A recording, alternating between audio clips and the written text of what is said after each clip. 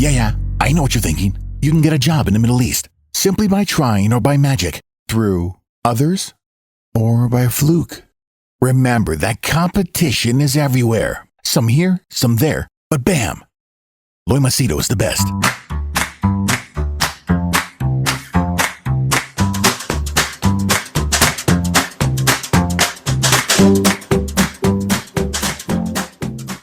All right, this is a follow-up video to Karl Rock, the YouTuber. Okay, now before I do share my opinion, these are my opinions. My request to you is please don't post hate under Karl Rock's YouTube page or Twitter. Please don't put any more hate, because the guy is already going through a tough time, and he's separated from his wife and his in-laws, and I don't want him to go through any more difficulties. Okay, so whatever good, bad or ugly, if good, put it under his YouTube video and channel. Negative, avoid, but if you still have to say anything, say it under my channel, because the guy is already going through a tough time. Okay, now in case you're wondering what am I talking about, you can check the video link of the previous video, including his video. Long story short, this is a New Zealand YouTuber who has been staying in India for 10 years plus, married to an Indian lady, and his YouTube channel focuses on exposing scams and nefarious activities, and he's very successful, 1.8 million subscribers, but the problem is, when he was coming from Dubai to India, he found out that his visa got revoked, and now he's on the blacklisted. Okay, and since 8 months he has been trying to remove the blacklist and trying to come back to the country. Now I did a little bit of research, and I spoke to a couple of political people just to ask their opinion on what about this guy. Okay, why is he banned or whatever. Okay, now remember, once again, these are my opinions, mine. I can be wrong. Okay, so do your homework. Now the first thing what I found out is, a very simple thing. He's a New Zealander who is coming to India. Means he's a foreigner who's coming to stay in a country as a guest, as a host. As a guest. It's like, for example, me. Okay, I've come to Thailand as a guest. I want to stay in this country because I like this country and I enjoy the benefits that I get here. So he did the same thing. Okay, he came down to India, and just like me, fortunately he found his wife, his life partner, and they both are an amazing couple. Just like me, I found my wife here, and today we are having an amazing relationship. We have a daughter. Okay, now there is a unspoken rule. The unspoken rule when you're a guest is, when you're a guest in a particular person's house or country, you respect the guest, you respect the host, you respect the person who is giving you food, clothing, shelter. Okay, now being an Indian passport holder, I was in UAE for 40 years. When I was there, even though it's an Arab Muslim country, there were a lot of things I didn't like. Lots. Okay, and funny thing is, being raised there right as a child, nearly 40 years, I thought that was my home. I didn't know that they would never give me citizenship, they would never give me a passport. I never knew that one day I'll be thrown out. Eventually, when I realized that, it made me very afraid. So even since that time, even since those days, this is pre-internet era, pre-YouTube, pre-social media, I never spoke anything negative, for the fear that the citizens of the country obviously have an upper hand over you. And plus, I was not a guy who was so bold. When social media came out, even after that, I never, ever, ever posted anything of any Arab local or Emirati or the country or whatever. Eventually, when I started to tattoo myself and YouTube later on took prominence and Facebook took prominence, I always believed, mind your own business, stay within your own lane, you'll avoid trouble. Okay. Now, even if there were people who tried to instigate something or tell me, oh, do this, you'll be famous, I avoided it. In fact, if you check my YouTube channel, there is a video of a boy in 9th standard. He's from IHS, Indian High School. He committed suicide because of studies. I had posted a video. That was the first serious video that I posted on YouTube, speaking against the educational system. Now, that video kind of went viral because I used to get only 100 views, 80 views, 50 views. But that particular video of this student who committed suicide went up to like 3,000 or 5,000 views. So from 20, 30 views going to 3,000, for me that was viral. Now after that video, it went viral in schools, within school children. After that I came out with 2-3 other videos. But this is what something nobody knows. A very senior person, this was the first time a very senior guy got in touch, vice president of one particular group of schools. It's a massive conglomerate. He personally called me up and said, see, listen, Loy, this video of yours is causing a bit of concern. I request you to take it out. I didn't say anything. Immediately I took it out. So what I'm trying to tell you is, even though I was on the right, I was right. Even though I was not speaking on Islam or Muslims or Arabs, but when there was a conflict, I took it out. Okay? In fact, even today, by luck, I have around 40,000 subscribers.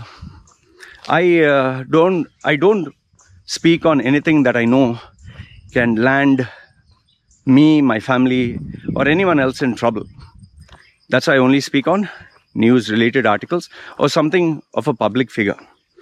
Now, this guy, Karl Rock, the mistake that he did, I'll tell you what is the mistake. The first mistake that he did is, being a guest, being a YouTuber, he was enjoying life in India.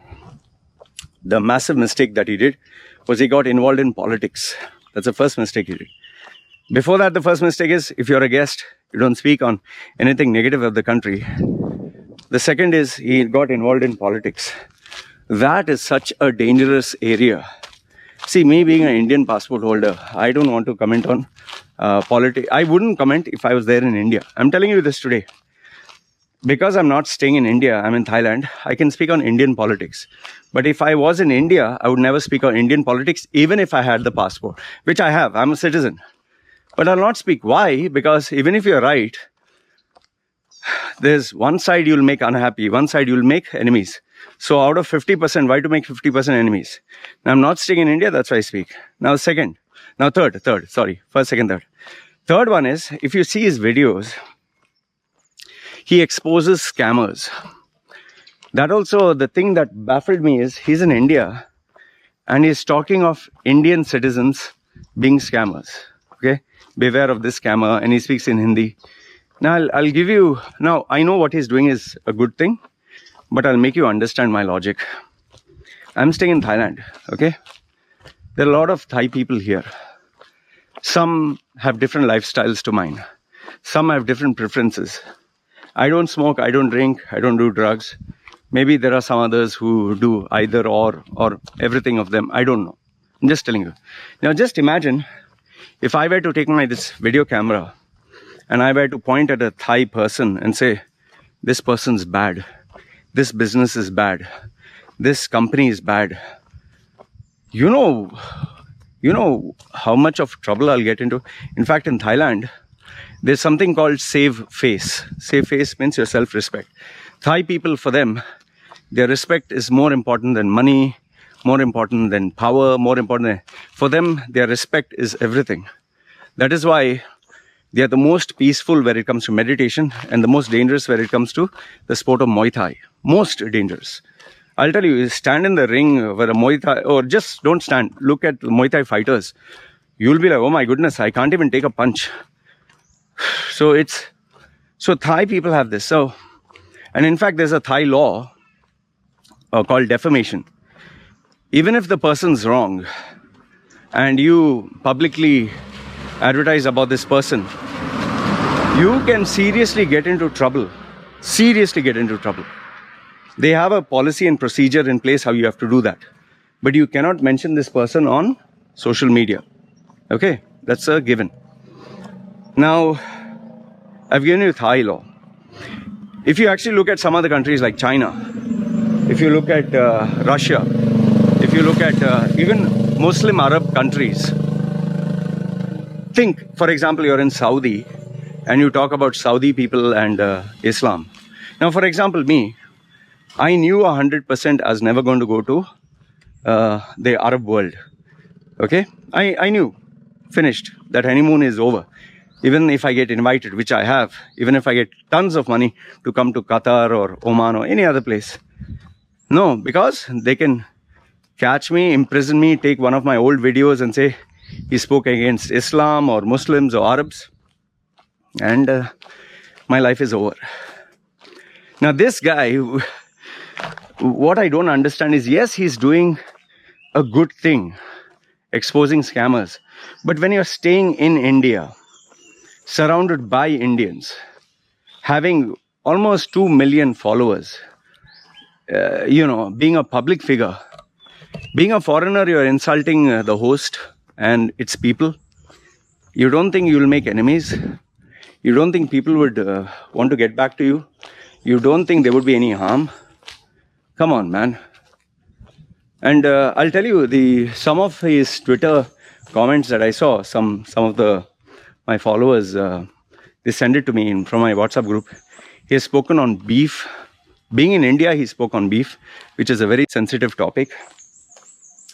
Being in India, he put a tweet about anti-government, some post or hashtag he put, which is a massive no-no. Massive no-no. I mean, citizens themselves, yes. Being a citizen, you can get into trouble. Just Google search how many citizens got in trouble by posting anything of anti-government. Now, he's a foreigner. And the third one and the biggest one is, he has always been focusing on hot topics.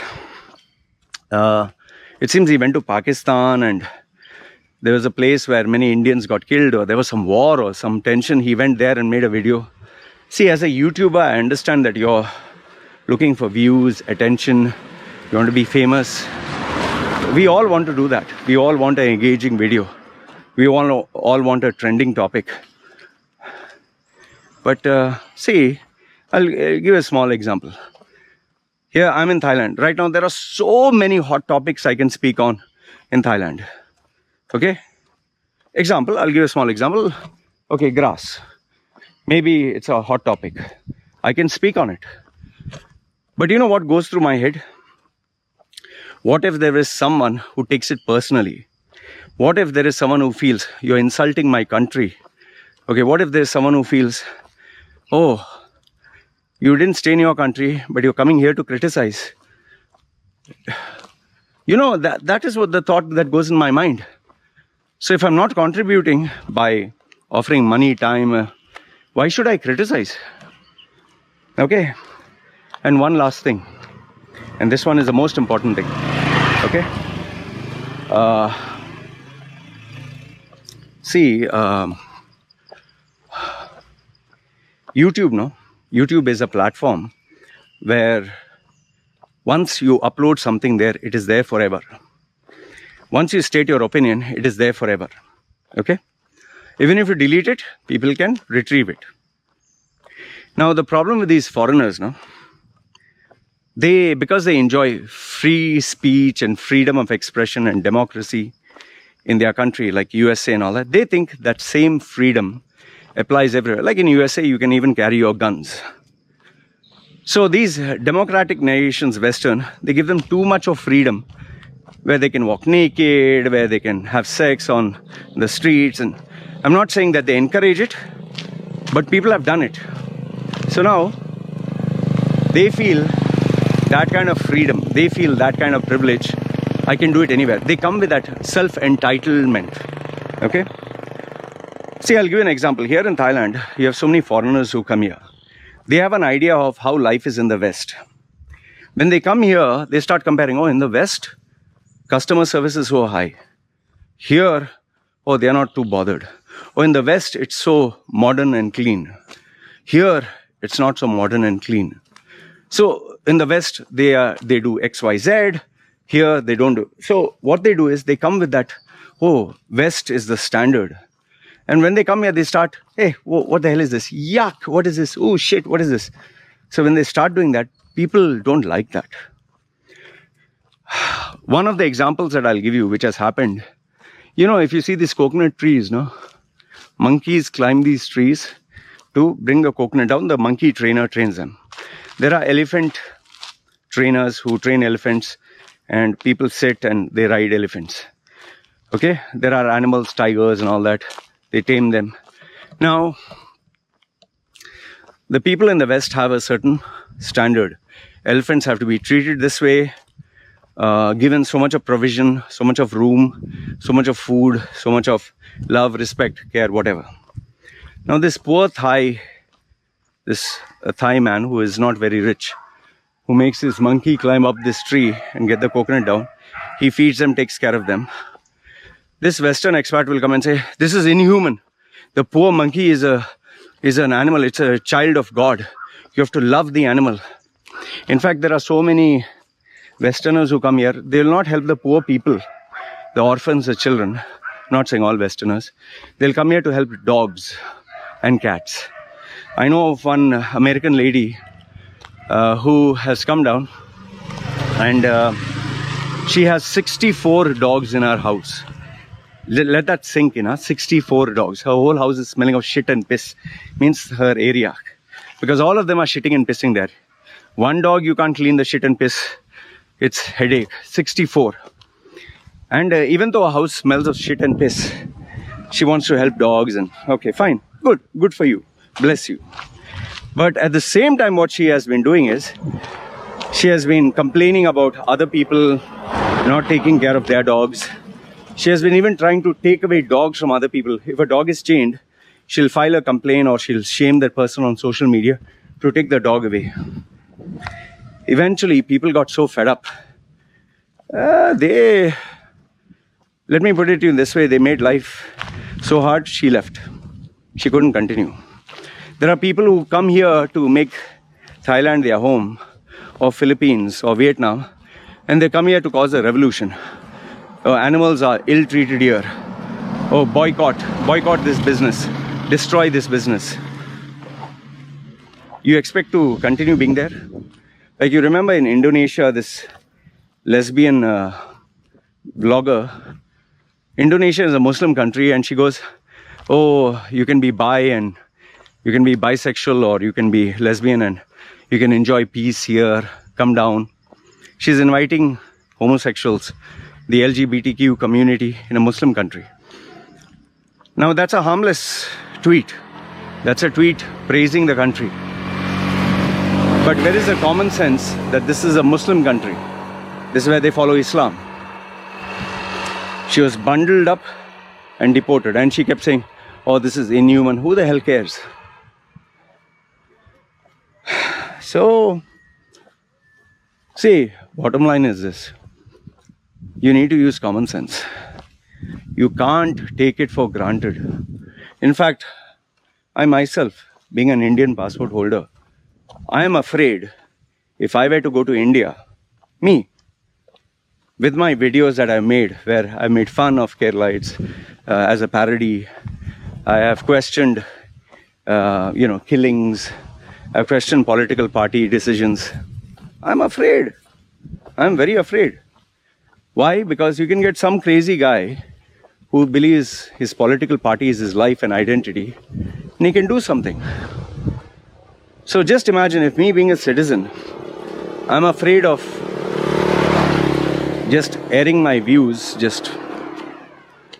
In fact, you remember I put a video of this guy, Keralite, who helped me, and I thanked him for it. Just imagine, I put a video thanking him for it, that he helped me in my time of need.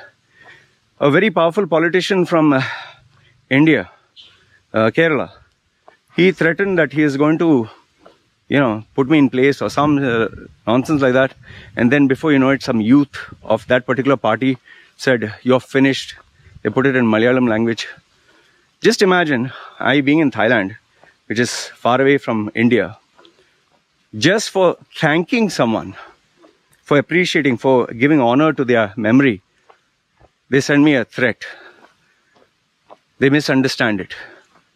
Then don't you think speaking on hot topics, especially politics, your life can get destroyed? Indians take their politics very seriously. Just like Americans, Indians take it. New Zealanders can be smiley, that Jacinta, that politician, she'll be happy, take a holiday, take 4 days off. If you're pregnant, take 1 year off. Smiley. India doesn't work like that. Indian culture, Indian values, Indian mentality is so different. It's very scary. It's very scary. I'm telling you this, I know from chatting with youngsters as old as 16 or 18, or even 13, goodness. They literally send me messages and they're so passionate about it, to the point where it's crazy. So all I'm telling you is, according to me, in my books, Karl Rock messed up. He made a mistake, a big, massive mistake, by speaking about beef, which is, close to Hindus. That topic is a hot topic. By speaking on the Citizenship Amendment Act and the farmers' protest, he just tweeted something and he put the hashtag anti-government or something like that. And lastly, he went to Pakistan. And man, why would you do that? Yeah. Now he has been banned. Now, you made a mistake. You basically fucked up. So, okay, now they have cancelled for 1 year. Now, do I think they will allow him next year? I don't think so. I personally don't think so. This is me, my opinion. I can be wrong. The reason being is, once you put something online, it stays forever. Now, the question is, how long will they continue the ban? 1 year, 2 years, 3 years? Can't say, because now he's looked upon as a threat to the country, to the threat to the stability, threat to the security, I don't see anything happening unless there's a government change, like maybe from BJP, there's Congress, and from Donald Trump to Biden, he reversed many policies. Otherwise, I don't think anything is going to happen. And his wife has gone to the court, and if the court finalizes, especially Supreme Court, you're finished. It's not that he can never meet his wife. His wife can leave India and go stay with him in New Zealand. The only downside that I see to this is, yes, it's going to impact his user base, subscribers, and the core that made him so famous, that core base will move away. Will he succeed with the new one? Only time will tell. But sincerely from my heart, I just hope he unites with his wife. Okay, he can't come to India, let his wife come to him, and for them to remain together. It's sad what has happened. He's a nice guy, he's a good guy, but this time he messed up. So this is my opinion. You can tell me if I'm wrong or right. Tell me if I'm wrong or right. I give you logical points. All right? Having said this, I'd like to conclude. You guys let me know what you think. Don't hate on him and his family because they're going through enough. But comment down below and let me know what I said is right or wrong. All right? You guys take care. This is me signing off.